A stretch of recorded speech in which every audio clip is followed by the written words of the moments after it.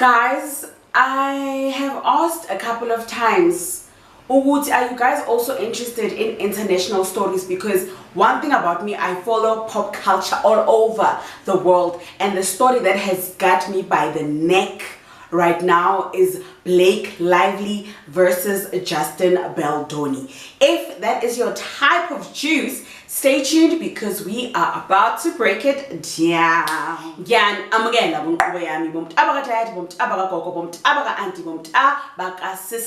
I am Sims, and it's at the right Sims on Instagram, so please follow your sister. Don't forget that I also promote other YouTube channels and businesses. If you are looking to promote your business and get a wider audience, hit me up. And if you are a small business with not enough social media presence and you're looking for a manager for your social media accounts, also hit me up. I have got you covered. Now, let us get into the Blake Lively and Justin Baldoni drama. So, all of this started with a movie called It Ends With Us by the author Colleen Hoover. Now, It Ends With Us was essentially a book, and a book about domestic V, right?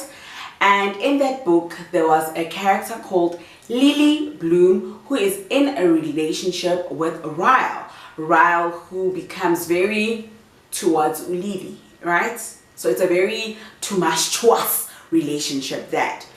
So then there is an actor, director, and Hollywood star by the name of Justin Baldoni who was so interested in bringing this book to life, and he got the rights from Colleen Hoover and wanted to turn this book into a movie. So then he wanted a leading female character to be Lily Bloom, right? And this is how Blake Lively comes into the movie. So the production had already started, the story already unfolding, and then they got Blake Lively in to play the character of Lily Bloom. The movie went into production, we saw the promos, we saw the film. But then this happened. When it was the movie premiere, Justin Baldoni was unfollowed by most of the actors who were part of the film, and he was not on any red carpet with his co-stars, which was weird because he's the director, you know, and he co-starred. So what was going on? We couldn't figure it out. Also, the way Justin was promoting this movie and the way Blake Lively was promoting this movie, you could have sworn that one was promoting a movie about domestic V. This is your night, mister. No, this isn't my night. This is a night for all the women who we made this movie for. This is a night for Blake. This is so much, and when you're touched and moved by something like as deeply as I was by this book, it just kind of comes naturally. Yes, this is a movie about love and hope, but that we don't shy away from the issue to it, but about the why behind it. If a Lily Bloom in real life can sit in this theater and maybe make a different choice for herself than was made for her, maybe she sees herself on that screen and chooses something different for herself. And the other one was promoting a movie about romance, love,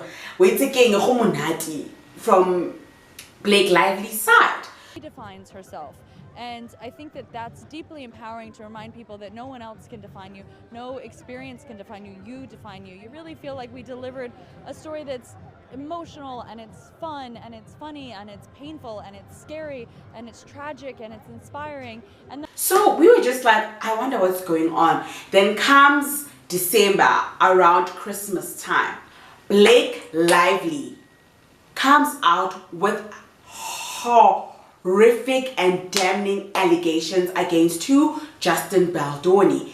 In fact, wanting to sue him for $250 million, saying that the set for her was a terrible experience because Justin Baldoni was doing some crazy things behind the scenes towards her.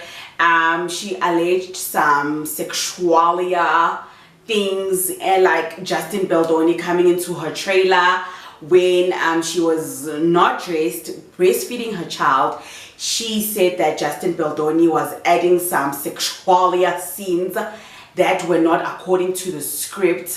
And when it came to intimate parts of the movie, there was no intimacy coach, and she just felt a bit violated. And obviously, such allegations, a person does not survive, and such allegations will cripple your career. So obviously people started giving Justin Baldoni the side eye, like, dude, because I watched Justin Baldoni from when he was on Jane the Virgin, and Raphael, what are you doing, you know?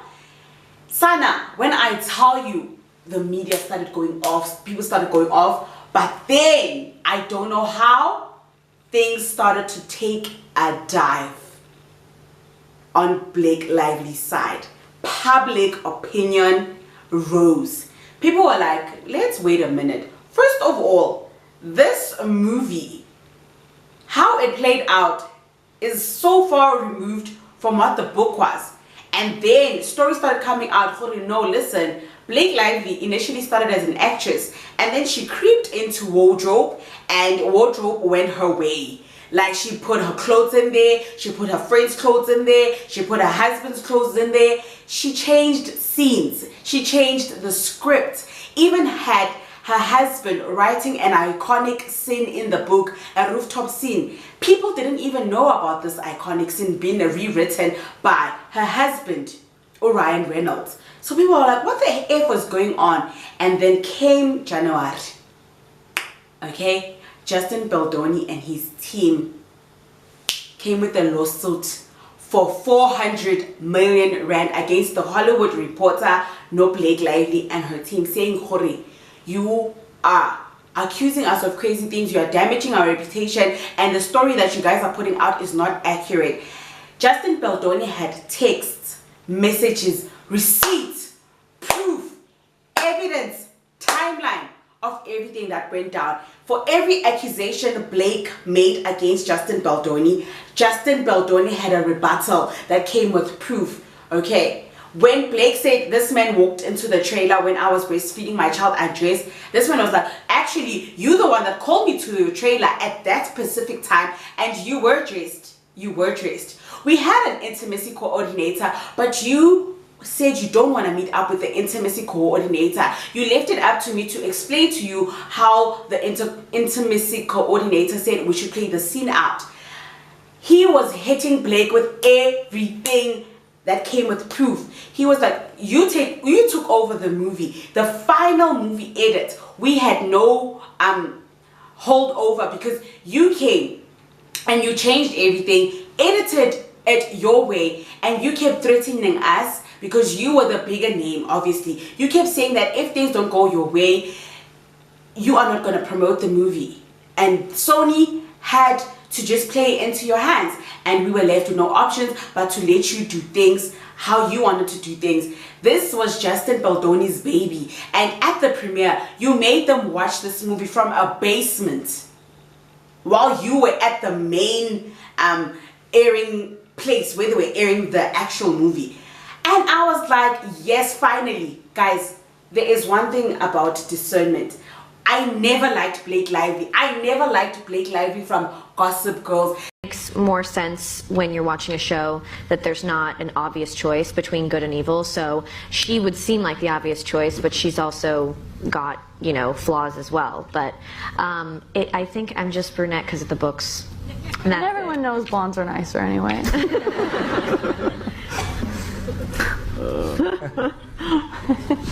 Over there. Moment by me. There's just this mean girl, passive aggressive thing about her. I can smell it all the way from South Africa. I never liked this girl. I never ever. If there's one celebrity that I've always been sure I don't like, and I had reasons, but I just couldn't put my finger on it. It's always been Blake Lively.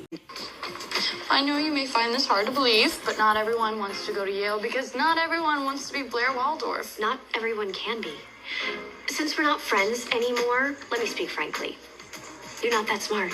You lack focus and discipline. Charm is all well and good, but in the real world, knowledge is power. She's just a mean girl, and it's always about her, you know, just as much as her husband. You know, apparently the husband has been like doing the shittiest things behind the scenes. Okay, it's not even his movie, but he got way too involved. He got way too involved and just inserted himself in places that he shouldn't have been. It's been wild. Okay, it's been wild. It's been wild. And now, as you can see, things are playing out in court because now this has taken the legal route. And let me tell you something. In the court of public opinion, Blake Lively is losing 10-0. But in the actual court, it seems like she's also losing because she wants to put a gag order on Justin's lawyer. And Justin's lawyer, Brian Friedman, is like, excuse me, girlie. You are the one that brought this in public. And now you want to silence me because I'm coming with the facts and the proof. No, honey. So the court is like, there is no gag order. And then she's like, okay, I want to choose who is going to interrogate me in my deposition. They're like, no, it don't work like that. It doesn't get to happen like that. You don't get to choose anyone. You don't get to choose anyone. Okay? And then they're like, no, actually, we need more time. We need more time to get our witnesses together. If we don't get our witnesses together, we're going to subpoena people. And the judge is like, I gave you until Monday, which was yesterday in South Africa, like the 16th. So, things are just not playing out in Blake's favor, and I cannot wait to watch this play out. And my biggest wish, hope, and dream is that we actually get to see Justin Baldoni's final cut of the movie It Ends With Us. I just want to see his final cut of how he saw the movie, because according to Blake Lively, this was a rom-com. Blake Lively here, Colleen Hoover, and It Ends With Us is in theaters now. So grab your friends, wear your florals, and head out to see it. Like, she came to the wrong scene. She was promoting her hair product. She was promoting drink. She was just like doing the most, apart from getting the actual movie right. And you know what the gag is? Apparently she didn't read the book until some time later when she was made to read the book. That's why she's always said she does not act to suit the character. Instead, she makes the character suit her acting, which means there isn't much acting. When you work with me, I'm very passionate, so I love getting involved. I also don't feel like, and I used to be insecure about this, and now I'm proud of it, but I've never felt like a good enough actor to go in and say, put me in any clothes, give me any dialogue, put me in any set, and I can transform and become. And because I wasn't that actor, I always felt bad or weird about that. And a lot of my favorite actors do that. And a lot of my other favorite actors are storytellers and are filmmakers, and they too feel like they need to be involved in the wardrobe and the set and the dialogue and the words and the storytelling to create an environment in which they feel like it's the most authentic and truthful. And I identify more with that subset of actors than the other. And now that I see that it's not just like, oh, okay, I'm an imposter and I can't do this thing, so I'm embarrassed about it. I see like, oh, a lot of the people I admire most do that, and I can do that, and I can do that really well. So really stepping into that, I've done that in this film. I mean, the work I did as an actor on this film pales in comparison to the work I did outside of the acting. It was very minimal compared to everything else, and I feel so grateful to have had that level of authorship and involvement. It makes me that much more proud. Do you understand? So let's talk in the comment section down below. If you enjoyed my breakdown, tell me if you guys like international stories, and I will bring more and more and more. I'll see you guys in the next video. Bye.